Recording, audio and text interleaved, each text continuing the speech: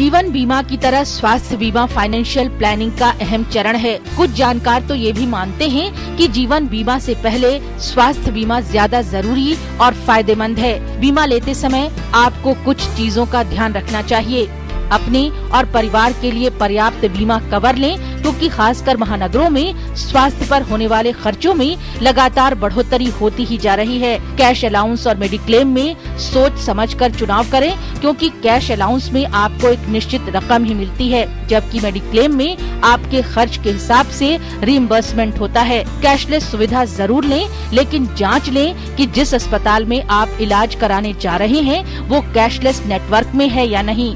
ऐसा भी हो सकता है कि बीमा खरीदते वक्त अस्पताल नेटवर्क में हो, लेकिन आपके इलाज के वक्त वो अस्पताल नेटवर्क से बाहर हो चुका हो। इसके अलावा बीमा दस्तावेज को ध्यान से पढ़ें और जरूरत पड़ने पर सवाल जरूर करें। ऐसा भी हो सकता है कि 50 साल की उम्र में आप बीमा खरीदने जाएं और आपके जोखिम को देखते हुए रकम देने के बावजूद भी आपको बीमा न मिल पाए। ऐसे में शुरुआती दिनों में ही बीमा लेना हमेशा फायदेमंद होता है।